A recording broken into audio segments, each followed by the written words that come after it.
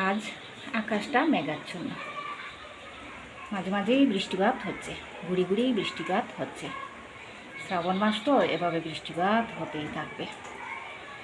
তবুও ভ্যাপসা ভ্যাপসা গরমটা কিছুতেই যাচ্ছে না। এই যে আকাশটা কীরকম মেঘাচ্ছন্ন দেখতে পাচ্ছেন প্রিয় বন্ধুরা, দেখুন তো আকাশটা কীরকম মেঘাচ্ছন্ন। এই যে ভ্যাপসা গরম, এত বৃষ্টিতেও না, এত বৃষ্টি বলবো না, ঝিরিঝিরি বৃষ্টি দিচ্ছে। এই বৃষ্টিতেও কিন্তু গরমটা কমছে না। এই ভ্যাপসা গরমে মন মেজাজ ঠিকই ভালো থাকে না। আজ ছোট মাছ এসেছে 2 রকমের। এই দেখুন, এটা দিয়ে ছোট মাছের ঝুল রান্না করব, আর এগুলো ভাজা করব।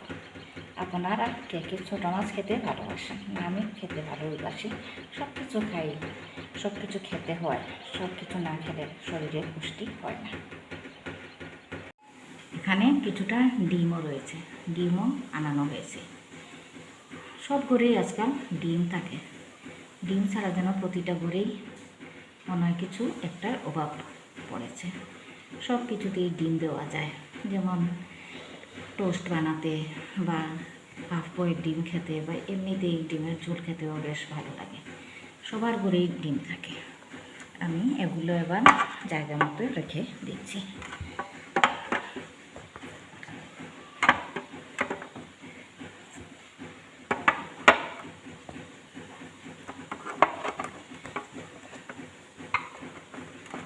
এটার মধ্যে দেখি দাগ রয়েছে, এটা ভালো করে ধুয়ে নিলেই হবে।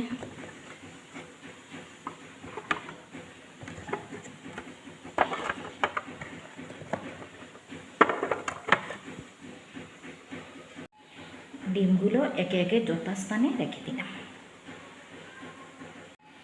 আপনারা কে কে আচার খেতে ভালোবাসেন?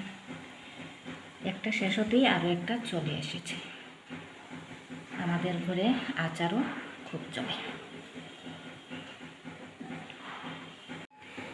এখন বৃষ্টি হচ্ছে না, তবে আকাশটা গুমট অন্ধকার। বৃষ্টিতে গুমট অন্ধকার মনে হচ্ছে। এই দেখুন না,